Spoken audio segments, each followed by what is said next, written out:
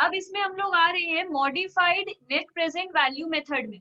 देखो हम क्या समझाना चाहते हैं, पुराने एनपीवी में और एमएनपीवी में क्या डिफरेंस है, मॉडिफाई क्यों करना पड़ा। पहला ये है कि उसमें हम लोगों का री इन्वेस्टमेंट के बारे में कुछ नहीं बोलता है। री इन्वेस्टमेंट के बारे में मतलब अगर हम लोग जैसे जनरली अगर हम लोग एक मशीन खरीदते हैं और मशीन खरीदने के बाद उससे फर्स्ट ईयर कुछ इनफ्लो लाते हैं और इनफ्लो लाने के बाद उसमें देता है फर्स्ट ईयर इतना इनफ्लो आया, सेकेंड ईयर इतना इनफ्लो आया, थर्ड ईयर इतना इनफ्लो आया, बट बेसिकली उस इनफ्लो को हम लोग बिजनेस में फिर से डाल देते हैं या कहीं पे इन्वेस्ट कर देते हैं, बैंक में रख देते हैं, तो वो उसको कहते हैं री इन्वेस्टमेंट रेट। तो ये हम लोगों का यहाँ पे हम लोग को स्पेसिफाइड री इन्वेस्टमेंट रेट दिया हुआ रहता है जो एनपीवी में नहीं दिया हुआ रहता है। एनपीवी में दिखाता है कि जो इनफ्लो हम लोग पास आ रहा है बस वही आ रहा है, हम लोग फिर उसको कुछ करते नहीं है, बट बेसिकली हम लोग उस इनफ्लो को फिर से री इन्वेस्ट करते हैं। दूसरा कौन सा गलत देता है एनपीवी में, दूसरा ये देता है कि वहां पे डिस्काउंटिंग फैक्टर को ही कॉस्ट ऑफ कैपिटल कहता है। मतलब डिस्काउंटिंग फैक्टर क्या होता है, जहां पे टाइम वैल्यू ऑफ मनी का इम्पैक्ट होता है। हम लोग कहते हैं कि जैसे 10% दिया हुआ है डिस्काउंटिंग फैक्टर, तो हम लोग कहते हैं कि हर साल मनी का वैल्यू, 1 रुपए का वैल्यू 10% से गिरता है ईयर आफ्टर ईयर। तो पहला 1 रुपया नेक्स्ट ईयर कितना हो जाएगा, 90 पैसे, उसके नेक्स्ट ईयर 10% से फिर गिर जाएगा, हो जाएगा 81 पैसे, ऐसा करके वैल्यू गिरता है। और कॉस्ट ऑफ कैपिटल कंपनी का खर्चा है, कॉस्ट है हम लोगों का। तो कैसे टाइम वैल्यू ऑफ मनी और कॉस्ट एक ही चीज है, तो वहां पे कहते हैं कि सब में डीएफ दिया हुआ है या कॉस्ट ऑफ कैपिटल दिया हुआ है, एक ही है ले लो, पर यहाँ पे क्लियरली दोनों को अलग अलग बोला गया है। तो पहला तो ये है, और ये खुद में एक मेथड बन जाता है, modified net present value method के अंदर एक मेथड बन जाता है specified reinvestment method. In case of modified NPV, different reinvestment rate for cash inflow may be used. इसके बाद हम लोग को दिया है एम एन पीवी का फॉर्मूला क्या है। एम एन पीवी का फॉर्मूला है टीवी मतलब टर्म, इसका हम वैल्यू लिखवा दिए टर्मिनल वैल्यू। के का मतलब है कॉस्ट ऑफ कैपिटल, एन का मतलब है कितना साल इनफ्लो हम लोग को आएगा, नंबर ऑफ इयर्स, आई का मतलब है इनिशियल इन्वेस्टमेंट। इसको हेडिंग दे दो टाइम डिस्पैरिटी। ये डिस्पैरिटी क्या है हम पीछे लिखवाए हैं, टाइम डिस्पैरिटी, साइज डिस्पैरिटी और लाइफ डिस्पैरिटी। ये होता क्या है, जैसे कि म्यूचुअली एक्सक्लूसिव प्रोजेक्ट होता है। म्यूचुअली एक्सक्लूसिव प्रोजेक्ट क्या होता है, हम लोग जब कोई एक ही प्रोजेक्ट खरीद सकते हैं। सोचो हम लोग किसी शॉप में गए, हम लोगों को वहां पे 2 मशीन दिखाया गया, मशीन 1 मशीन 2, हम लोगों को सिर्फ एक ही मशीन खरीदना है, दोनों मशीन नहीं खरीदना है, तो इसे बोलेंगे म्यूचुअली एक्सक्लूसिव प्रोजेक्ट। जहां पे हम लोग को कोई एक ही मशीन खरीदना है, दोनों नहीं खरीदना है। तो जब भी दो में कोई एक ही खरीद सकते हैं, दूसरा खरीदना ही नहीं है, तो उस तरीके के प्रोजेक्ट को म्यूचुअली एक्सक्लूसिव प्रोजेक्ट बोलते हैं। जैसे अगर हम लोग को अपने घर में एसी लगाना है, तो हम लोग शोरूम में जाते हैं, वो हम लोग को डिफरेंट एसी दिखाता है, तो वहां हम लोग के ऊपर म्यूचुअली एक्सक्लूसिव प्रोजेक्ट अप्लाई होता है। मतलब हम लोग को 2 एसी पसंद आ जाएगा तो एक रूम के लिए 2 एसी तो लेकर आएंगे नहीं, कुछ भी करके हम लोग को एक एसी पसंद करना ही होगा। तो वैसे ही यहाँ पे हम लोग फिनेंशियल अप्रेजल यूज करते हैं। डिसीजन कैसे लेते हैं, एनपीवी और आईआरआर के बेसिस पे। पर एक चीज सोचो, कैसे हम लोग 2 प्रोजेक्ट को नाप सकते हैं।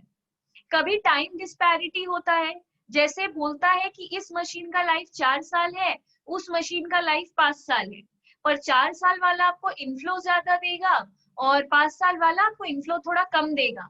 तो हम लोग को वहां पे अगर हम लोग सिंपली एनपीवी निकाल लेते हैं, तो टाइम को तो हम लोग नजरअंदाज कर दिए, ये मशीन 4 साल चलेगा, वो मशीन 5 साल चलेगा, उस पर ध्यान दिए ही नहीं।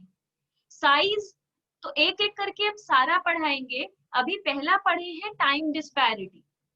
तो टाइम डिस्पैरिटी में क्या रहेगा, देखो इन्वेस्टमेंट कितना है, दोनों का कॉस्ट सेम है। ईयर 1 2 3 4 में हम लोग देख रहे हैं अलग अलग इनफ्लो आ रहा है, कॉस्ट ऑफ कैपिटल है 10%, री इन्वेस्टमेंट रेट है 14%। तो टर्मिनल वैल्यू वन मतलब प्रोजेक्ट वन के लिए कर रहे हैं। कैसे? जब हम लोग 62,000 पहला साल इनफ्लो आया, हम लोग के पास आया, तो हम लोग उसको री इन्वेस्ट कर दिए, 14% इंटरेस्ट मिल रहा है, तो 1 प्लस 0.14, और ये कितना साल तक हम लोग को मिलेगा? अगर ये सारा इनफ्लो कब मिलता है? At the end of the year. तो जब पहला साल खत्म हो गया तब हम लोग को ये इनफ्लो मिला, तो 3 साल तक हम लोग उसको इन्वेस्ट करके रखे, तो 3 साल तक मिला। फिर 80,000 जब हम लोग को मिला तो at the end of second year मिला, तो हम लोग इसको 2 साल तक इन्वेस्ट करके रखे, इसलिए पावर में 2। ये जो 1 लाख है ये सिर्फ 1 साल ही इन्वेस्ट हो पाया, और ये जो 1,40,000 है ये इन्वेस्ट ही नहीं हो पाया, इसलिए 0। ठीक है, क्योंकि at the end of the 4th year मिला है, अभी तो पैसा उठाने का टाइम है। तो टोटल किए तो हम लोग का मशीन 1 से जो भी इनफ्लो आता है, अगर हम लोग इसको री इन्वेस्ट कर देते हैं तो हम लोग के पास इतना रुपया टोटल आ जाएगा। टर्मिनल वैल्यू 2 में भी सेम, इसको पावर में 3, इसको पावर में 2, इसको पावर में 1 एंड इसका पावर में 0। इसको सॉल्व किए तो हम लोग का इतना टर्मिनल वैल्यू आ गया। अब मॉडिफाइड एनपीवी 1 करेंगे, मतलब पहला प्रोजेक्ट के लिए पहला वाला टर्मिनल वैल्यू लेंगे डिवाइडेड बाय 1 प्लस ये और इसका आई। उसके बाद ये सॉल्व किए तो एमएनपीवी इतना आया, इसी तरह इसको सॉल्व किए तो इसका इतना आया। तो ज्यादा कौन सा है? ये वाला। तो दोनों के हिसाब से सही प्रोजेक्ट कौन सा है? प्रोजेक्ट 1। अब हम लोग कर रहे हैं modified internal rate of return. इसमें भी मॉडिफाइड वर्ड आते ही हम लोग री इन्वेस्टमेंट करते हैं, इसलिए यहाँ पे मॉडिफाइड है। तो इसमें भी टर्मिनल वैल्यू होगा divided by r to the power 1/9, 1/n minus 1, ये इसका फॉर्मूला है, MIRR का फॉर्मूला है। तो टर्मिनल वैल्यू तो हम लोग निकाले हुए थे 449824, ये तो हम लोग निकाल के रखे थे, तो ये यहाँ पर ऊपर ले लिए। आई हम लोग के पास था 2,20,000 जो इधर पे दिया हुआ था, तो वो हम लोग ले लिए 1/4 क्योंकि 4 साल का प्रोजेक्ट था, -1। इसके बाद इसको सॉल्व कैसे करते हैं? तो ये डिवाइडेड बाय ये किए तो 2.0447 आया, 1/4 करते हैं तो 0.25 आएगा, -1 को -1। बट प्रॉब्लम ये है कि इसको सॉल्व कैसे करते हैं? तो देखो, जब भी ये हम लोग को दिया हुआ है तो हम लोग करेंगे कैसे? हम लोग कैलकुलेटर में लिखेंगे, इसमें कैलकुलेटर का बहुत यूज है। अब यहाँ पर हम लोग को ब्रैकेट में जो दिया है उसको कैलकुलेटर में लिखो। कैलकुलेटर में कितना लिखेंगे? 2.0447 जो हम लोग का आया था, ठीक है, ये वाला फिगर। इसके बाद हम लोग स्क्वायर रूट प्रेस करेंगे 12 टाइम्स, मतलब ये स्क्वायर रूट है, इसको 12 टाइम्स प्रेस करो। 1 2 3 4 5 6 7 8 9 10 11 12, ठीक है। इसके बाद इससे -1 कर दो, तो हम लोग इसे -1 कर देंगे। उसके बाद बोल रहा है इंटू 0.25, जो इसके पावर में रहेगा वो इंटू कर देना, तो यहाँ हम लोग इंटू 0.25। उसके बाद बोल रहा है +1 कर देंगे, तो इसके +1। उसके बाद into equal to 12 times press करो, मतलब इंटू इक्वल टू ये 1 हुआ, फिर ये 2 3 4 5 6 7 8 9 10 11 12, हम लोग का आ गया 1.19। तो वही मैंने लिखा है 1.196, क्योंकि ये 8 है तो इसको हम लोग 6 कर दिए, तो इस तरह ये आ गया 1.196। इसका वैल्यू -1 तो है ही, -1, इसको सॉल्व किए तो आया 0.196, तो इसको परसेंट में ले गए तो 19.6%। अभी फिर यहाँ पे हम लोग को इसको डिवाइड करके हम लोग का ये आ रहा है 1/9, n तो सेम ही है, तो अभी हम लोग पहले ये लिखेंगे 2.0356, तो 2.0356। अब इसके बाद हम लोग को 12 टाइम्स स्क्वायर रूट प्रेस करना है, मतलब 1 2 3 4 5 6 7 8 9 10 11 12 ये हो गया। फिर हम लोग को करना होता है -1, तो -1 उसके बाद इंटू 0.25, उसके बाद +1। अब यहाँ से इंटू 12 हम लोग को 12 टाइम्स प्रेस करना है, दैट इज 1 2 3 4 5 6 7 8 9 10 11 12 ये हम लोग का आ गया। तो यहाँ पे आ गया है 1.19। हाँ हाँ, तो सही है, हम लोग का आ रहा है 1.194। इसके जगह हम लोग का आ रहा है 1.194 इसके जगह, और -1 तो करना पड़ेगा, तो -1 करने पे ये आ जाएगा, इस पे इंटू 100 करेंगे तो ये आ जाएगा। Okay okay.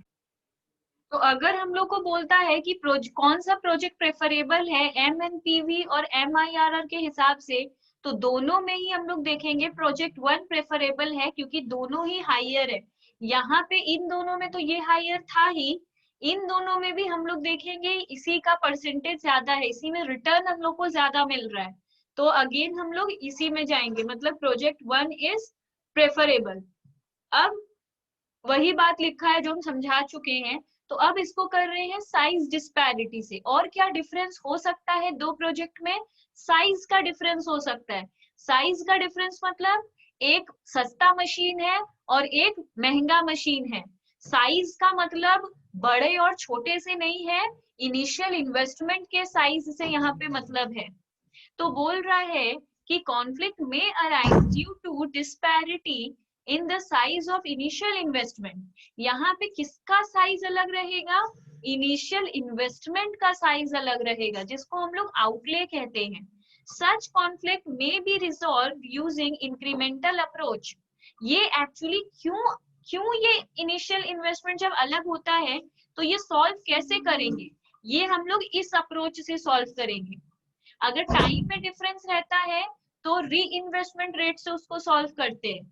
अगर इनिशियल इन्वेस्टमेंट की वजह से डिफरेंस आया है, मतलब साइज की वजह से डिस्पैरिटी आया है, तो इंक्रीमेंटल अप्रोच से हम लोग सॉल्व करेंगे। तो इसमें क्या करेंगे, ये तो स्टेप है, पहले डिफरेंशियल कैश फ्लो निकालेंगे दोनों प्रपोजल में, फिर IRR कैलकुलेट करेंगे इंक्रीमेंटल कैश फ्लो का। इसका मतलब क्या हुआ, यहाँ क्लियर करते हैं। यहाँ दिया है if the IRR of the differential cash flow exceeds the, okay ये जो है ये पूरा हम लोग का रूल है। एक सेकेंड, हाँ इसके बाद हम लोग का क्या है, एक एग्जाम्पल से इसको देखते हैं। तो जब भी बोलेगा इंक्रीमेंटल अप्रोच से करो या साइज डिस्पैरिटी से करो, तो हम लोग ये एग्जाम्पल देखते हैं। दो प्रोजेक्ट है, एक का देखो इनिशियल इन्वेस्टमेंट है 50 लाख और एक का इन्वेस्टमेंट है 75 लाख। तो ये हम लोग को देख के ही समझ में आ जा रहा है कि साइज डिस्पैरिटी है। नेट कैश फ्लो क्या है, अगर इसको खरीदे कम दाम में है तो इससे इनफ्लो भी कम मिलेगा, और इसको खरीदे ज्यादा में है तो इससे इनफ्लो भी ज्यादा मिलेगा। कॉस्ट ऑफ कैपिटल कितना है, 10%। ये हम लोग का नॉर्मली सिर्फ इतना सम है, ठीक है। At first NPV and IRR of the projects are calculated. हम ये बार बार कैलकुलेट नहीं कर रहे हैं, पर एग्जाम में ये कैलकुलेट करना पड़ेगा। NPV भी निकालना पड़ेगा और IRR भी, पर जरूरी नहीं है कि हम लोग निकाले। एक चीज ध्यान रखना, ये जो हम लोग साइन दिए हैं ये डेफिनेटली NPV भी इससे कैलकुलेट करना पड़ेगा और IRR भी कैलकुलेट करना पड़ेगा। दोनों कैलकुलेट जब किया गया है तो देखा गया है कि NPV A का कम है B का ज्यादा है, और IRR A का ज्यादा है B का कम है। ये एक्चुअली अगर दोनों ही सेम डायरेक्शन में आंसर दे देता तो प्रॉब्लम नहीं होता, मतलब दोनों का ही बी हायर होता या दोनों में ही ए हायर होता, तब हम लोग आगे नहीं करते। पर यहाँ पे प्रॉब्लम कहाँ हो रहा है कि दो मेथड आपस में, हमेशा याद रहे एनपीवी और IRR दोनों मेजर फॉर्मूला है, मेजर टेक्निक है, ये दोनों हमेशा एक ही आंसर देता है। अगर यही दोनों डिफरेंट आंसर दे दे तो हम लोग को आगे प्रोसीड करना पड़ेगा साइज डिस्पैरिटी देखते हुए। तो दोनों का अलग है इसलिए आगे बढ़ रहे हैं। डिफरेंशियल इन्वेस्टमेंट कितना है, इन्वेस्टमेंट में कितना डिफरेंस है 25 लाख का, और डिफरेंशियल कैश फ्लो कितना है, कैश फ्लो में कितना डिफरेंस है 29 लाख का। तो 25 लाख का डिफरेंस की वजह से कैश फ्लो 29 लाख का डिफरेंस आ गया। We know that IRR is the discount rate at which present value of inflow is equal to present value of outflow. IRR वो डिस्काउंटिंग फैक्टर है, वो DF है जहां पे PV ऑफ इनफ्लो और PV of outflow same हो जाता है। ये हम IRR पढ़ाते वक्त क्लियर किए हैं। तो अब present value of in outflow क्या है मेरा, आउटफ्लो मेरा क्या है, डिफरेंस का सिर्फ डिफरेंशियल कर रहे हैं तो डिफरेंशियल पे सम करेंगे, ठीक है। तो इसका डिफरेंस कितना है, आउटफ्लो 25 लाख, इनफ्लो का डिफरेंस कितना है 29 लाख। ये आउटफ्लो है, ये इनफ्लो है, तो हम लोग को इसके हिसाब से inflow is equal to outflow करना है। तो आउटफ्लो तो इतना है, इनफ्लो इतना है, पर इसको हम लोग को प्रेजेंट वैल्यू पे लाना होगा। प्रेजेंट वैल्यू पे लाने के लिए 1 plus r to the power n करते हैं हम लोग, ये तो प्रेजेंट वैल्यू में लाना ही होगा। तो एन इस सब में नहीं दिया है तो इसलिए हम लोग 1 ले लेंगे, मतलब समझ जाएंगे एक ही साल इनफ्लो मिलेगा, दोनों मशीन का लाइफ सेम है, एक साल नहीं गिवन था इसलिए। तो 1 प्लस आर, ये इसको सॉल्व किए हैं सिंपली, हम इसको उधर भेज दिए और इसको इधर भेज दिए, तो 1 प्लस आर उधर गया और 25 लाख इधर आया। तो हम लोग का 1 प्लस आर इतना हो गया, डिवाइड किए, आर इधर रह गया 1.16, ये 1 इधर आ गया -1, आर इक्वल टू 0.16, अगर परसेंट में करें तो 16%। तो अब क्या आया, IRR कितना आया 16%, कॉस्ट ऑफ कैपिटल कितना दिया हुआ था 10%। हम डिसीजन मेकिंग के टाइम पे बताए हैं कि अगर IRR कॉस्ट ऑफ कैपिटल से ज्यादा हो जाए तो एक्सेप्ट कर लेंगे। तो हम लोगों का IRR कितना है 16%, so we accept project B. IRR पे फोकस करेंगे, IRR देखो यहाँ पे कम आया था बी का, पर हम लोग एक्सेप्ट किसको कर रहे हैं, प्रोजेक्ट बी को, ठीक है। तो लिख रहा है IRR cost of, so we accept project B as cash flow is higher in project B. मतलब कैसे डिसीजन लेंगे, देखो इन दोनों में डिसीजन मेकिंग होगा तो IRR के हिसाब से, ये क्लियर रखना है, इन दोनों में डिसीजन लेंगे अल्टीमेटली IRR से। IRR अब के से ज्यादा आ गया है, IRR 16% है, के मेरा 10% है, तो प्रोजेक्ट एक्सेप्ट तो करेंगे, पर कौन सा, जिसका कैश फ्लो ज्यादा है उसको एक्सेप्ट कर लेंगे, ठीक है। इसलिए हम लिखे हैं find out the differential cash flow, पहले डिफरेंशियल कैश फ्लो फाइंड करो, फिर calculate the IRR of the incremental cash flow. उसके बाद हम लिखे हैं if the IRR of the differential cash flow exceeds the required rate of return, the project having greater non-discounted net cash flow should be accepted। जिसका greater cash flow है वो वाला हम लोग एक्सेप्ट कर लेंगे। हाँ, तो इम्पोर्टेंट ये है जानना कि IRR कितना है। अगर IRR मेरा कॉस्ट ऑफ कैपिटल से ज्यादा है तभी हम लोग कोई भी प्रोजेक्ट एक्सेप्ट करेंगे। अगर IRR मेरा कम आ जाता है कॉस्ट ऑफ कैपिटल से तो कोई भी प्रोजेक्ट एक्सेप्ट नहीं करेंगे। तो यहाँ बोल रहा है कि IRR कॉस्ट ऑफ कैपिटल से ज्यादा आया है, तो अब कौन सा ले, प्रोजेक्ट ए की बी, तब देख लो जिसका ग्रेटर नेट कैश फ्लो है वो सेलेक्ट कर लो। तो इन दोनों में ग्रेटर इसका है तो हम लोगों ने ये एक्सेप्ट कर लिया बी। ओके। अब आता है लाइफ डिस्पैरिटी। लाइफ डिस्पैरिटी ये तीसरा वाला, तो इसमें बोल रहा है अगेन म्यूचुअली एक्सक्लूसिव प्रोजेक्ट है, हम लोग को दोनों मशीन नहीं खरीदना है, कोई एक ही प्रोजेक्ट खरीदना है। विथ डिफरेंट मतलब अनइक्वल लाइव्स में lead to conflict in ranking, ठीक है। तो यहाँ पे हम लोग को बोल रहा है कि अनइक्वल लाइफ है, किसी का 2 साल है तो किसी का 3 साल का लाइफ है। To resolve this conflict the method we use is equivalent annual benefit मतलब EAB या फिर इक्विवेलेंट एनुअल कॉस्ट EAC। तो जब भी हम लोग देखेंगे कि लाइफ एसेट का कम और ज्यादा है तब हम लोग लाइफ डिस्पैरिटी यूज करेंगे, मतलब ये दो मेथड। तो इस डिस्पैरिटी में कौन सा मेथड यूज करेंगे वो याद रखना होगा। तो EAB का फॉर्मूला क्या है, NPV into capital recovery factor. Capital recovery factor का फॉर्मूला क्या है, NPV by present value of annuity factor. EAC का फॉर्मूला क्या है ये, ठीक है। अब हम लोग इसका एग्जाम्पल कर रहे हैं। इन्वेस्टमेंट देखो यहाँ पे सेम है, तो ये साइज डिस्पैरिटी तो है नहीं, ये क्लियर रहना चाहिए। अगर ये साइज डिस्पैरिटी होता तो डिफरेंट इन्वेस्टमेंट होता, मतलब साइज डिस्पैरिटी नहीं है। प्रॉब्लम कहाँ है, इसका एक ही साल का लाइफ है, इसका 3 साल का लाइफ है, तो लाइफ तो अलग अलग है, क्लियर है। के दिया हुआ है कॉस्ट ऑफ कैपिटल 12%, तो हम लोग को सबसे पहले एनपीवी का जरूरत है और आईआरआर का।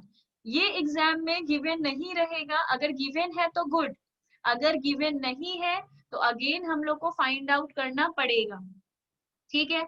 ज्यादातर सब में ये सब दे ही देता है, क्योंकि वो लोग को ये सब निकलवाना नहीं सिखाना है हम लोग को, तो ये सब दे ही देगा।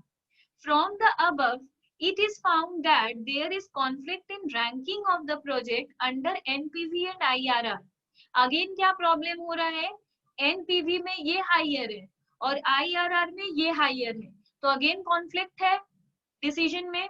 तो जैसे ही हम लोग दोनों निकाले और कॉन्फ्लिक्ट देखे, हम लोगों को आगे बढ़कर EAB करना होगा, ठीक है। तो the reason may be attributed primarily to unequal lives. हम लोग ये डिसीजन क्यों ऐसे हो रहा है, दोनों अपोजिट क्यों दे रहा है, क्योंकि हम लोग नोटिस किए लाइफ अनइक्वल है। In this situation EAB approach followed, तो ऐसे सिचुएशन में ऑब्वियसली यही करेंगे। अब P और Q का कैपिटल रिकवरी फैक्टर निकालना है, क्योंकि इसका फॉर्मूला है NPV इंटू ये, तो NPV तो निकालना ही था, वो तो शुरू में निकाले, NPV और IRR सेम डिसीजन नहीं दिया, इसीलिए तो EAB कर रहे हैं, तो NPV तो निकालना ही है। तो NPV के लिए NPV तो है, कैपिटल रिकवरी फैक्टर का फॉर्मूला क्या है, NPV डिवाइडेड बाय PVIFA। इसको कैसे करेंगे ध्यान से समझो, पहले 1/1.12, क्यों, क्योंकि हम लोग का K क्या है 12%, तो 1/1.12 हम लोग का आएगा कितना, करके देखो। अगर हम लोग करते हैं 1/1.12 तो हम लोग का कितना आ गया 0.893, तो जो भी आएगा उसको 1 से डिवाइड करेंगे तो आएगा 1/0.893। पहले हम लोग करेंगे 1 जो दिया हुआ है वो, मतलब 1.18, जो भी आंसर आएगा उसको हम लोग 1 से डिवाइड कर देंगे, तो फिर से आ जाएगा 1.12। ये ऐसा क्यों हुआ, क्योंकि एक साल का था। दूसरे में देखो चेंज होगा, 1 हम लोग क्या करेंगे, ये 3 साल का है, तो ये 3 साल के लिए निकालेंगे, मतलब 1 डिवाइडेड बाई 1, ये तो हम लोग लिखे, फिर इक्वल टू 0.797 ये लिखे हम लोग, फिर यहाँ इक्वल टू देंगे तो आया 0.712, तो यहाँ पे दिए, इसको 3 बार किए हम लोग, ठीक है। इसको इससे फिर डिवाइड किए, इसको प्लस करके हम लोग डिवाइड किए, ये आ गया। तो बेसिकली हम लोग जैसे प्रेजेंट वैल्यू DF का निकालते थे, इसका 1 साल ही था तो 1 साल से डिवाइड किए, इसका 3 साल का था तो 3 साल से प्लस किए। अगर कंफ्यूजन है तो ये मत लिखो, 1/1 साल का प्रेजेंट वैल्यू, 1/3 साल का प्रेजेंट वैल्यू, इस तरह हम लोग इसका, ये हम लोग का कैपिटल रिकवरी फैक्टर आ गया। इसमें हम लोग को बोल रहा है 1.12 डिवाइड इक्वल टू, ये 1 साल का ही है इसलिए सिर्फ 1/1 साल से ही डिवाइड हुआ। यहाँ पे 1 करके ही वो 1.12 आ रहा है। हाँ, ये डिवाइड अगर कैलकुलेटर पे कर रहे हैं तो यही आ रहा है। ओके, ठीक है। तो ये 1 साल का था इसलिए एक ही साल, एक ही अकेला था तो ये एक ही से प्लस, एक ही से डिवाइड हो गया। ये 3 साल का था तो तीनों का लिखकर प्लस करके डिवाइड करना पड़ा, ठीक है। उसके बाद EAB निकालना है। EAB के लिए NPV into capital recovery factor. NPV हम लोग को इसका पता है, ये वाला है, इससे इंटू करेंगे अपना वाला 1.12 और इसका एनपीवी से अपना वाला इंटू होगा 0.416। तो अपना अपना इंटू किए तो ये आ गया। अब based on this method project P is better. P is better क्योंकि 19 लाख का है, बट अगर इसके हिसाब से हम लोग जा रहे थे तो एनपीवी इसका कम आ रहा था। तो वही है कि अब देखो आईआरआर भी इसका ज्यादा है, एनपीवी भी इसका ज्यादा आ गया, मतलब हम लोग पी एक्सेप्ट करेंगे। उसके बाद और आगे बढ़ते हैं। ये एक ऐसे ही क्वेश्चन है ईएसी के ऊपर, क्योंकि अभी जो हम कराए थे वो ईएबी के ऊपर था, ये ईएसी के ऊपर है। तो इसमें है कॉस्ट ऑफ मशीन 1 इतना, लाइफ है 5 इयर्स, इसका कॉस्ट है 12,000, ऑपरेटिंग कॉस्ट मतलब इसका 1 साल का इसका खर्चा। मशीन 2 का कॉस्ट है इतना, लाइफ है 3 इयर्स, इसका कॉस्ट है 20,000, कॉस्ट ऑफ कैपिटल है 12%, present value of all cost, सारा कॉस्ट का भी प्रेजेंट वैल्यू निकाल कर दे दिया है। मशीन 1 के कॉस्ट का इतना, मशीन 2 के कॉस्ट का इतना, मतलब ये तो 1 साल का है। तो अगर 5 साल तक ये कॉस्ट होगा तो कैसे प्रेजेंट वैल्यू ये सब होगा वो करके दे दिया, उसमें हम लोग को दिमाग नहीं लगाना है। EAC का फॉर्मूला है present value of cost divided by PVIFA। तो मशीन 1 का simply present value of cost हम लोग को सम में गिवन है, PVIF हम लोग को आता है करना। अगर ये 5 साल का है तो DF हम लोग का कॉस्ट ऑफ कैपिटल 12% है, तो इसको 5 साल का करेंगे। देन ये 5 साल का कैसे करेंगे, वैसे ही 1.12 डिवाइड इक्वल टू, तो ये आया 1 साल का, फिर 2 साल का, 3 साल, 4 साल और 5 साल, इस तरह आया। इसको हम यहाँ पे सिंपली लिखे हैं और 5 साल का प्लस कर दिए, तो वो ये आ गया PVIFA 5 साल का, क्योंकि इसका 5 इयर्स लाइफ था। इसका ये आ गया। मशीन 2 का हम लोग का present value of cost given है 86030 और इसका सिर्फ 3 साल का लेंगे, तो इसमें से हम सिर्फ 3 को प्लस किए, डिवाइड किए, ये आ गया। दोनों में किसका हम लोगों को हायर मिला है, इसका, तो मशीन 2 इज बेटर।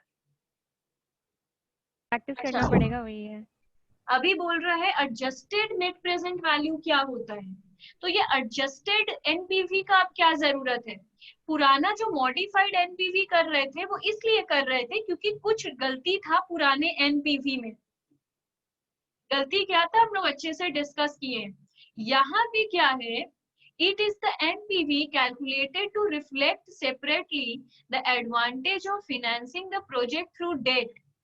देखो जब भी हम लोग कोई भी प्रोजेक्ट में पैसा लगाते हैं तो ये माना हुआ रहता है कि हम लोग पूरा इक्विटी के थ्रू इन्वेस्ट किए हैं, ठीक है। पर अगर हम लोग उसमें डेट के थ्रू भी पैसा लगाएं तो क्या होगा, मतलब जितना भी प्रोजेक्ट हम लोग खरीदते हैं हम लोग को हर में क्या दिया हुआ रहता है, KE, हर में ध्यान रखना कॉस्ट ऑफ कैपिटल K दिया हुआ रहता है, और ये जो K दिया हुआ रहता है ये पूरा इक्विटी का दिया हुआ रहता है, मतलब पूरा पैसा हम लोग खुद का लगाए हैं, कुछ लोन लेके मशीन नहीं खरीदे हैं, हम लोग के पास पैसा था और फिर हम लोग खरीदे हैं। पर अगर हम लोग डेट के थ्रू कुछ खरीदे तो क्या होगा, इसमें वो है कि अगर हम लोग लोन लेकर मशीन खरीदते हैं तो हम लोग का क्या पिक्चर होगा। तो ANPV का क्या है, पहले बेस केस ऑफ एनपीवी निकालना है। बेस केस मतलब present value of cash flow at KE। मान लो कि जो भी कैश फ्लो आया है वो हम लोग पूरा घर का पैसा लगाए थे, KE इक्विटी घर का पैसा होता है और डेट बाहर का पैसा होता है, लोन लिया हुआ होता है, और इक्विटी ओनर लोग ही इन्वेस्ट करता है तो वो खुद का पैसा होता है। तो मान लो ये जो बेस केस पहले निकालते हैं वो मान लो कैश फ्लो जो भी हुआ है वो हम लोग इक्विटी के थ्रू ही इन्वेस्ट किए हैं। अब इससे माइनस कर दो इन्वेस्टमेंट, मतलब इनफ्लो माइनस आउटफ्लो। सिंपली इसका फॉर्मूला एनपीवी का क्या था, एनपीवी का फॉर्मूला था present value of inflow minus present value of outflow. Present value of outflow तो इनिशियल इन्वेस्टमेंट ही था और ये प्रेजेंट वैल्यू ऑफ इनफ्लो ही है, सिर्फ एट KE लिखा हुआ है क्योंकि मान लो पूरा खुद का पैसा जो लगाए थे उसी से इनफ्लो आया है, तो यहाँ फॉर्मूला चेंज नहीं हुआ है, जो एनपीवी का फॉर्मूला था वही फॉर्मूला है। दूसरे में आता है present value of tax saving from debt financing. अगर हम लोग डेट से भी पैसा फिनेंस करते हैं, मतलब हम लोग जो बिजनेस में पैसा लगाए हैं, बिजनेस में पैसा लगाए मतलब मशीन खरीदे हैं, प्रोजेक्ट खरीदे हैं, वो डेट के थ्रू भी खरीदे हैं, तो हम लोग का कुछ टैक्स बच जाता है। कैसे? हम लोग सोचो 20,000 रुपया अर्न किए, उसमें से 1,000 रुपया इंटरेस्ट दे दिए, तो उस जो 1,000 रुपया इंटरेस्ट दिए, उस उतना अगर हम लोग इंटरेस्ट नहीं देते तो 20,000 हम लोग का जो प्रॉफिट होता उसके ऊपर पूरा टैक्स देना पड़ता। पर अभी जो इंटरेस्ट देना पड़ा, हम लोग का प्रॉफिट कम हो गया तो कुछ टैक्स बच गया। जैसे कि अगर हम लोग का ऐसे प्रॉफिट होता था 20,000, सोचो टैक्स देना पड़ता था 10%, तो हम लोग गवर्नमेंट को कितना टैक्स दे देते थे? 2,000। अब अगर हम लोग डेट के थ्रू पैसा मशीन खरीदते हैं तो हम लोग इंटरेस्ट भी देंगे, तो हम लोग का प्रॉफिट कितना बचा? 19,000। तो अभी हम लोग टैक्स कितना देंगे? 1,900। तो हम लोग का 100 रुपीज टैक्स सेविंग हुआ। तो बोल रहा है कि अगर हम लोग डेट के थ्रू इन्वेस्ट करते हैं पैसा तो कितना टैक्स सेविंग होता है, उसका प्रेजेंट वैल्यू बताओ। ये टैक्स सेविंग तो हुआ, पर इसका भी प्रेजेंट वैल्यू चाहिए। तो बोल रहा है कि डेट जितना था उस पे इंटरेस्ट रेट, मतलब सोचो हम लोग का डेट का अमाउंट था 10,000, उस पे इंटरेस्ट रेट था 10,000, तो हम लोग का इंटरेस्ट कितना हुआ? 1,000। अमाउंट कितना आया? 1,000। इसके ऊपर टैक्स रेट भी कितना था? 10%। तो हम लोग का कितना टैक्स बच रहा है? 100 रुपया। 100 रुपया जो टैक्स बच रहा है, इसका प्रेजेंट वैल्यू। तो वही हम किए हैं, debt into interest rate into tax rate into present value of annuity factor. फिर है present value flotation cost. Flotation cost मतलब कंपनी का खर्चा, तो वो जो खर्चा हुआ है उसका भी प्रेजेंट वैल्यू।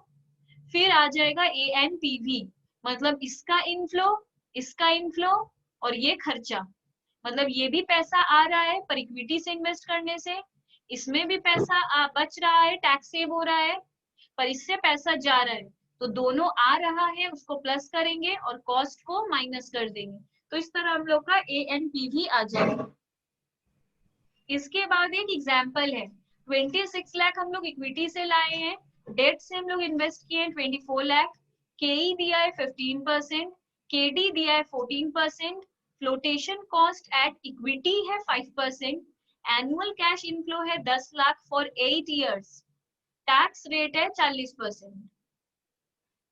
तो वे सोचो लोन को लेके हम लोग को बोल दिया है कि हम लोग हर बार अलग अलग अमाउंट का लोन पे करते हैं। मतलब लोन मतलब ये जो हम लोग डेट से पैसा उठाए 24 लाख, ये कभी हम लोग 3 लाख पे करते हैं, कभी हम लोग 4 लाख पे करते हैं, कभी 10 लाख पे करते हैं, सेम अमाउंट ही हर साल पे करते हैं, ऐसा नहीं है। तो अगर अनइक्वल इंस्टॉलमेंट देते हैं तब ये जो हम फॉर्मेट बताए थे, मतलब बेस केस ऑफ एनपीवी, अब present value of cash at cash flow होगा, present value of cash flow at KE minus initial investment. तो present value of cash flow कितना है? हर साल हम लोग का कैश फ्लो कितना आ रहा था? 10 लाख। तो वही हम यहाँ पर लिखे हैं 10 लाख इनटू, मतलब इसका प्रेजेंट वैल्यू करना है तो हम लोग को इसको प्रेजेंट वैल्यू एन्युटी फैक्टर से इंटू करना पड़ेगा, माइनस 50 लाख। इनिशियल इन्वेस्टमेंट हम लोग का कितना है? इनिशियल इन्वेस्टमेंट तो पूरा है ना 26 लाख प्लस 24 लाख, जहां से भी लाए हूँ इनिशियल इन्वेस्टमेंट कितना है? पूरा 50 लाख। तो इनिशियल इन्वेस्टमेंट इज 50 लाख। तो प्रेजेंट वैल्यू अगर निकालना है तो हम लोग क्या करते हैं, हम लोग को कितना परसेंट सम में दिया हुआ है? के ई को देखेंगे क्योंकि बेस केस में के ई है, तो के ई वाला तो 1.15 डिवाइड इक्वल टू 8 इयर्स है, तो 8 इयर्स का लिखेंगे, देन 8 को प्लस कर देंगे, तो हम लोग का आ जाएगा 4.487 माइनस 50 लाख, इससे नेगेटिव आ गया एनपीवी। अब हम लोग टैक्स सेविंग में गए, तो 24 लाख का हम लोग का डेट था, इनटू हम लोग करेंगे इंटरेस्ट रेट। इंटरेस्ट रेट कितना था, जो केडी रहता है वही इंटरेस्ट रेट रहता है, तो ये हम लोग का इंटरेस्ट रेट। टैक्स रेट है 40%। फिर इसका भी प्रेजेंट वैल्यू चाहिए। प्रेजेंट वैल्यू निकालना हम लोग को बहुत अच्छे से आता है। जो 14% दिया है उसको 1.14 डिवाइड और 8 बार इक्वल टू करेंगे, जो भी आएगा सबको प्लस करेंगे तो हम लोग का ये आ जाएगा। देन ये हम लोग का टैक्स सेविंग का प्रेजेंट वैल्यू है। Flotation cost on equity clear बोल दिया था 5% है, तो इक्विटी फाइनेंसिंग कितना था 26 लाख। तो 20 देखो, ये जब भी देता है ना तो इसका मतलब होता है कि इन 5% खर्च करने के बाद हम लोग का 26 लाख आया है। ठीक है, तो अगर 26 लाख 5% खर्च, इसको मान लो ब्रोकरेज पे किए, इक्विटी में इन्वेस्ट करने के लिए ब्रोकरेज पे किए, कोई भी खर्चा, तो ये ब्रोकरेज है, सोच लो ये ब्रोकरेज है। तो हम लोग 26 लाख अगर मिला है हम लोग को 5% खर्च करने के बाद, तो ये 26 लाख क्या है 95। ये यूनिटरी मेथड है। अगर 95 हम लोगों का 26 लाख है तो 1 कितना होगा इतना, और सिर्फ फ्लोटेशन कॉस्ट कितना है 5, तो सिर्फ फ्लोटेशन कॉस्ट कितना है 5। तो इसको सॉल्व करके आ जाएगा हम लोग का फ्लोटेशन कॉस्ट सिर्फ 5, मतलब सिर्फ फ्लोटेशन कॉस्ट चाहिए। फिर इसको हम लोग सॉल्व कर लिए फॉर्मूला में, हम लोग का एडजस्टेड एनपीवी आ गया। इसके बाद हम लोग को बोल रहा है कि अगर लोन का रीपेमेंट, केस 2 है, अगर हम लोग का लोन रीपेमेंट मान लो 8 इक्वल इंस्टॉलमेंट में करते हैं, 8 इक्वल इंस्टॉलमेंट में पे करेंगे तो क्या होगा। तो हम लोग हर साल 3 लाख पे करेंगे, 24 lakh divided by 8, every year 3 lakh पे करना है। तो पहला साल क्या है 24 लाख हम लोग का आउटस्टैंडिंग है, इसके ऊपर इंटरेस्ट कितना देंगे 24 लाख इंटू 14%, मतलब 3,36,000। जो भी हम लोग इंटरेस्ट पे करते हैं उसके ऊपर ही तो डेट का बचता है, मतलब ये जो हम लोग प्रेजेंट वैल्यू निकाल रहे थे ये डेट के ऊपर इंटरेस्ट, इंटरेस्ट के ऊपर टैक्स, तो यही है इंटरेस्ट के ऊपर टैक्स, तो इतना है। तो हम लोग का बचेगा कितना, अगर 24 लाख लोन अमाउंट था उसमें से 3 लाख पे कर देंगे तो 21 लाख क्लोजिंग आउटस्टैंडिंग है। टैक्स कितना बचेगा, टैक्स हम लोगों का टैक्स सेव होगा, जितना हम लोगों का टैक्स सेव हो रहा है उसको डिवाइड कर दो, पहला साल है इससे 1.14, तो इतना हम लोग का प्रेजेंट वैल्यू आ जाएगा, मतलब 1,344,000 का प्रेजेंट वैल्यू। एक साल बाद कितना वैल्यू रहेगा 1,17,000। फिर सेकेंड ईयर हम लोग का लोन कितना है 21 लाख का, इसके ऊपर 14% करेंगे तो इतना आएगा, इस इंटरेस्ट के ऊपर 40% करेंगे तो इतना आएगा। हम लोग 3 लाख और पे कर दिए हैं तो 18 लाख बचेगा। अब ये जो इंटरेस्ट आया है इसको फिर 1.14 से डिवाइड करेंगे तो इतना आएगा। ये हम नीचे एक बार दिखा दिए हैं कि ये जो टैक्स सेविंग है, याद रहे ये टैक्स सेविंग है तो टैक्स सेविंग वाला ही लेंगे। तो 117600 को हम लोग 1.14 से डिवाइड कर रहे हैं और 2 बार इक्वल टू प्रेस करेंगे। ये चेक कर लो, ये पहला साल का था, ये पहला साल का था, तो हम लोग 1,344,000 ये उस तरह भी कर सकते हैं कि ये लिखे बगल में डीएफ लिखे और फिर इनटू कर करके निकाले, पर वहां पे फिर एक कॉलम बनाना पड़ेगा, इसलिए हम शॉर्टकट में सिखा रहे हैं। अगर किसी को लिख कर पूरा करना है तो वो पूरा ये लिखे, उसके बाद बगल में डीएफ लिखे 14% का, फिर दोनों को इंटू करते हुए जाए तो भी यही आएगा। पर अगर शॉर्ट में करना है तो हम सिखा रहे हैं 1,344,000 डिवाइडेड बाय 1.14, एक बार इक्वल टू, तो ये आ गया। फिर है हम लोग का 117600 डिवाइड 1.14, ये दूसरे साल का है इसलिए 1 2, तो आ गया 90489, इसलिए ये आया।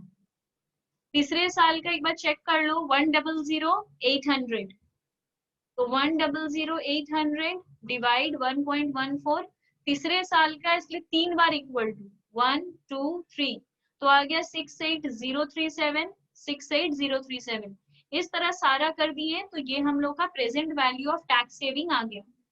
ये करने के बाद सेम फॉर्मूला है हम लोग का, ये आ गया। इसके बाद हम लोग का ये भी नेगेटिव आया है, तो हम लोग इस प्रोजेक्ट को नहीं खरीदेंगे। फिर हम लोग का टॉपिक आता है capital rationing. Capital rationing inter का टॉपिक है, बट हम स्टिल फिर से समझा रहे हैं। कैपिटल रैशनिंग होता है जब कंपनी के पास, फर्म के पास लिमिटेड पैसा होता है। जैसे कि एक होता है इंटरनल, एक होता है एक्सटर्नल। इंटरनल को हम लोग सॉफ्ट फंड भी कहते हैं, एक्सटर्नल को हम लोग हार्ड फंड भी कहते हैं। ये होता क्या है? When firm sets their limit on their own, जैसे कि हम लोग सोच लिए हैं कि हम लोग जो न्यू मशीन खरीदेंगे वो 10 लाख का ही होना चाहिए।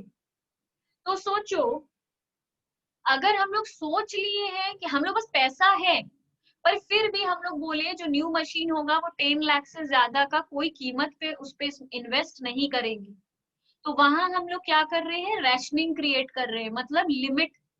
राशन शॉप में क्या होता है? राशन शॉप में बेसिकली हर आदमी का एक राशन कार्ड के ऊपर उसका एज देखकर उतना ही चावल मिलता है, उतना ही हम लोग को दाल मिलता है। तो वहां पे राशन शॉप उसे क्यों कहते हैं? क्योंकि वहां पे राशनिंग कर देता है, एक लिमिट कर देता है, इसलिए उसका नाम राशन है। ठीक है, तो कैपिटल राशनिंग है, मतलब कैपिटल का लिमिट है। तो राशनिंग वर्ड का मतलब माइंड में आना चाहिए लिमिट। अब इसको लाइफ में जहां सेट करना है कर लो। राशन शॉप में करोगे तो खाना का लिमिट, कैपिटल राशनिंग है तो कैपिटल का लिमिट, पर लिमिट। तो जब हम लोग खुद लिमिट डिसाइड कर देते हैं कि ये काम 10 लाख में ही करना है, तो that is internal capital rationing. पर अगर हम लोग के पास 10 लाख रुपया ही है और है ही नहीं, तो वहां पे हम लोग का एक्सटर्नल कैपिटल रैशनिंग है। When firm wants to invest more but they do not have more funds, जब वो चाहता है और इन्वेस्ट करना पर उसके पास और रुपया ही नहीं है, तो उसको कहते हैं एक्सटर्नल। ये दो वर्ड का मतलब था। अब आ जाते हैं प्रोजेक्ट। प्रोजेक्ट कितने टाइप का होता है? एक होता है डिविजिबल प्रोजेक्ट, एक होता है इनडिविजिबल प्रोजेक्ट। इनडिविजिबल प्रोजेक्ट, अब ये क्या होता है? डिविजिबल प्रोजेक्ट होता है जहां भी सोचो मेरे को रोड का कंस्ट्रक्शन करने दिया है, तो अगर हम मेरे पास 10 लाख का ही लिमिट है मेरा, तो हम उतना ही रोड बनाएंगे जितना 10 लाख में हो जाए। उसके बाद का रोड टूटा फूटा ही छोड़ देंगे, अभी नहीं बनाएंगे। 10 लाख जितना खर्च होगा उतना ही बनाएंगे। वो है डिविजिबल प्रोजेक्ट। हम चाहे तो आधा करें, आधा में छोड़ दें, मेरा जितना बनाए हैं उतना सही है। इनडिविजिबल प्रोजेक्ट होता है फ्लाईओवर बना रहे हैं, फ्लाईओवर आधा बना देंगे तो आधा बनाकर भी क्या करेंगे? कोई यूज नहीं है। मेट्रो कंस्ट्रक्ट कर रहे हैं, आधा बनाकर छोड़ दिए, कोई फायदा नहीं है। तो इनडिविजिबल प्रोजेक्ट होता है जो लेना है तो पूरा लो, नहीं लेना है तो मत लो।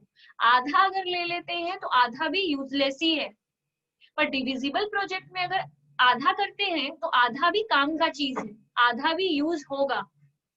अगर हम लोग कंप्यूटर के ऊपर बात करें, तो अगर किसी को कंप्यूटर खरीदना है तो computer is a divisible project. हमको सिर्फ मॉनिटर खरीदना है, हम सिर्फ मॉनिटर खरीद कर लाएंगे, मेरे पास पहले से सारा सामान है। तो हम सिर्फ अगर सोचो मेरे पास सिर्फ 50,000 रुपया ही है, तो हम इसमें क्या कर सकते हैं? सिर्फ मॉनिटर खरीद लेंगे 20,000 का। हम माउस नहीं खरीदेंगे, मेरे पास पहले से है। हम कीबोर्ड नहीं खरीदेंगे, मेरे पास पहले से है। ठीक है, पर हमको सीपीयू हमको खरीदना है 30,000 का। ठीक है, तो हम डिविजिबल प्रोजेक्ट है, हम दो सामान खरीदे, दो सामान नहीं खरीदे, क्योंकि मेरे पास ही 50,000 ही है। हम बोले ये दोनों पुराना कंप्यूटर का यूज कर लेंगे, पर ये दोनों मेरा खराब हो गया, हमको नया खरीदना है, तो हम यहाँ पे तोड़ दिए। पर अगर हम मोबाइल खरीदने गए, अब मोबाइल खरीदे, हम सिर्फ मोबाइल खरीद लिए, बोले मेरे पास चार्जर और ईयरफोन है, तो वो मेरे को नहीं बेचेगा। वो बोलेगा नहीं, कंप्यूटर पार्ट्स में बिकता है, पर मोबाइल पार्ट्स में नहीं बिकता है। अगर हम बोलेंगे भैया मेरे पास ये दोनों है, आप ये दोनों का हटा दीजिए, आप अपने पास रख लीजिए, मेरे को खाली मोबाइल दे दीजिए, वो बोलेगा ऐसे नहीं होता है, आपको पूरा सेट खरीदना पड़ेगा। तो this is indivisible project and this is divisible project, जिसमें हम कुछ पोर्शन खरीद सकते हैं, कुछ पोर्शन छोड़ सकते हैं, बट इनडिविजिबल में I have to purchase the whole sum. अब इसमें क्वेश्चन है, X limited has a capital budget of 1.5 crore, मेरे पास कितना रुपया है, सिर्फ 1.5 करोड़ है for the year. From the following information relation to 6 independent proposal, मेरे पास कितना प्रपोजल आया हुआ है, 6, मतलब हम 6 मशीन खरीदने के लिए मेरे पास लोग आए हुए हैं कि 6 मशीन, अलग अलग 6 आदमी आ गया है अपना अपना मशीन बेचने।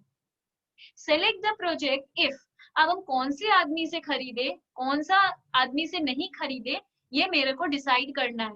मतलब हम 6 मशीन नहीं खरीद पाएंगे क्योंकि मेरे पास सिर्फ 1.5 करोड़ ही है। तो अभी हम कौन सा मशीन खरीदे, कौन सा मशीन नहीं खरीदे। पहला केस है, मान लो डिविजिबल प्रोजेक्ट है, मान लो इनडिविजिबल प्रोजेक्ट है, दोनों में करना है। अगर डिविजिबल प्रोजेक्ट है तो पीआई से डिसाइड करेंगे, अगर इनडिविजिबल प्रोजेक्ट है तो एनपीवी से डिसाइड करेंगे।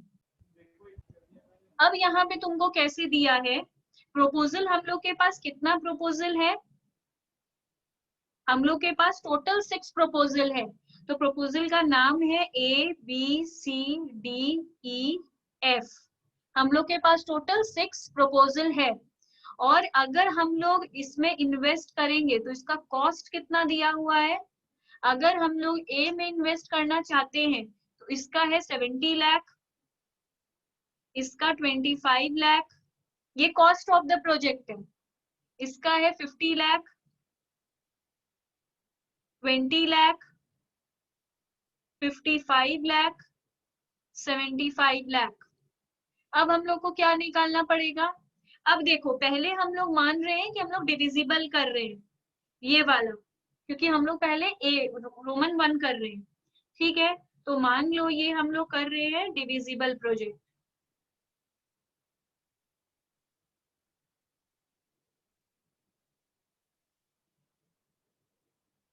ये तुमको सब में दिया हुआ है, ठीक है, ये हम लोग का क्वेश्चन ही चल रहा है स्टिल।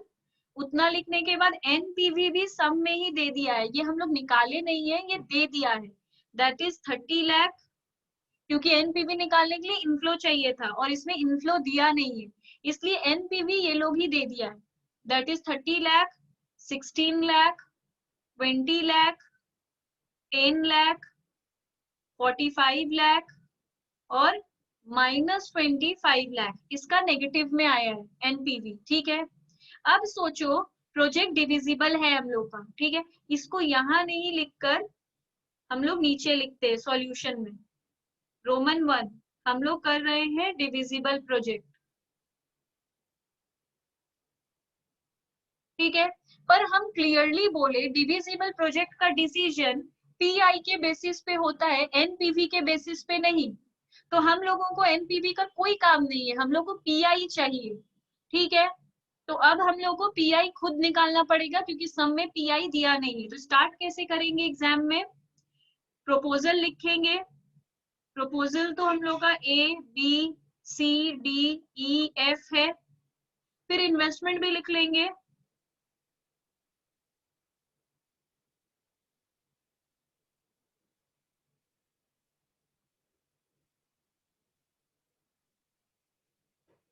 इस तरह हम लोग इन्वेस्टमेंट लिख लेंगे। उसके बाद हम लोग को चाहिए प्रेजेंट वैल्यू ऑफ इनफ्लो, ठीक है, present value of inflow. Present value of inflow कैसे आएगा, देखो एनपीवी कैसे आता है, हम यहाँ क्लियरली एक्सप्लेन करते हैं। एनपीवी का फॉर्मूला होता है present value of inflow minus present value of outflow, ये हम लोग का एनपीवी का फॉर्मूला था। एनपीवी कितना आया है, 30 lakh, present value of inflow हम लोग को नहीं पता, प्रेजेंट वैल्यू ऑफ आउटफ्लो है 70 लाख, तो प्रेजेंट वैल्यू ऑफ इनफ्लो आ जाएगा, that is 70 lakh plus 30 lakh equal to present value of inflow, that is 100 lakh. तो हम लोग का इनफ्लो आ गया। तो अब हर में ऐसे करके दिखाने का जरूरत नहीं है, इनफैक्ट ये भी एग्जाम में दिखाने का जरूरत नहीं है। अगर खुद को कंफ्यूजन है तो एक कर सकते हैं। तो इसमें हम लोग क्या फाइंड किए, एनपीवी को और आउटफ्लो को प्लस कर दो। अगर हम सीधे बोलते हैं एनपीवी और आउटफ्लो को प्लस कर दो तो ये समझ में नहीं आता, इसलिए हम एक लिख के दिखा दिए। अब तुरंत इसको सारा प्लस कर दो, 25 प्लस 16 हम लोग का 41 lakh, 50 plus 20 70 lakh, 20 plus 10 30 lakh, 55 plus 45 100 lakh, 75 minus 25 करेंगे तो आ जाएगा 50 लाख। तो इस तरह प्रेजेंट वैल्यू ऑफ इनफ्लो आ गया। अब हम लोग को चाहिए पीआई। पीआई का फॉर्मूला हम लोग को पता है, present value of inflow divided by present value of outflow. तो इनफ्लो बाय आउटफ्लो मतलब इनफ्लो बाय आउटफ्लो, तो 100 बाय 70, तो हम लोग का आता जाएगा 1.43, 41 बाई 25 तो आएगा 1.64। ये जल्दी जल्दी खुद बनाओ।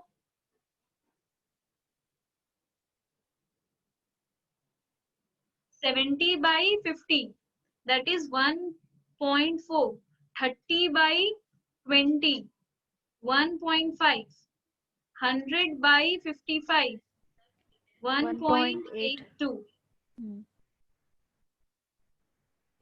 0.67। ठीक है। अब हम लोग को पीआई के बेसिस पे हम लोग को रैंकिंग देना है कि कौन सा प्रोजेक्ट खरीदे सही होगा। अब एक चीज क्लियर है, पीआई में हम डिसीजन मेकिंग में क्लियरली बताए थे, अगर पीआई 1 से कम है तो वो हम लोग एक्सेप्ट नहीं करते हैं, तो ये तो रिजेक्ट ही हो जाएगा, इसका कोई रैंकिंग ही नहीं है। अब जो सबसे हाईएस्ट है उसको 1 दे दो। सबसे हाईएस्ट कौन है, ये, देन हम लोग का ये, फिर ये, फिर ये, फिर ये, इस तरह हम लोग का रैंकिंग है। अब हम लोग को क्या करना है, ये करने के बाद हम लोग सबसे पहले डिविजिबल हैं, तो कौन सा प्रोजेक्ट खरीदेंगे, 55 लाख वाला। अच्छा, हम लोग पास इन्वेस्ट करने के लिए कितना है, 150 लाख, 1.5 करोड़ मतलब 150 लाख, तो हम लोग के पास सिर्फ 150 लाख है। ठीक है, यहां तक हम लोग ये रखे, ओके। तो यहाँ पे हम लोग सिलेक्टेड प्रोजेक्ट किसको देंगे, देयरफॉर सिलेक्टेड प्रपोजल्स आर, हम लोग का सिलेक्टेड प्रपोजल कौन सा है, हम लोग का हम लोग किस में इन्वेस्ट करेंगे, ई में। इस तरह नहीं लिख के हम लोग एक टेबल कर लेते हैं, हम लोग ओके यहाँ पे ही कर देते हैं। एक्सेप्ट हम लोग कौन सा वाला करेंगे, हम लोग ये वाला खरीदेंगे जिसमें 55 लाख हम लोग इन्वेस्ट करेंगे। उसके बाद हम लोग रैंक 2 वाला 25 लाख इसमें इन्वेस्ट कर देंगे। फिर रैंक 3 वाला, इसमें 20 लाख इन्वेस्ट कर देंगे। देन 4, इसको प्लस करो, ये 100 लाख हो जाता है और ये डिविजिबल है, तो इसमें 70 नहीं इन्वेस्ट करके हम लोग सिर्फ 50 लाख ही इन्वेस्ट करेंगे। ठीक है, तो हम लोग क्या कर रहे हैं, और ये वाला हम लोग नहीं खरीदेंगे, ये वाला, तो इस तरह ये 150 लाख हो जाएगा। तो selected proposals are B, D, E and only 50 lakh in A,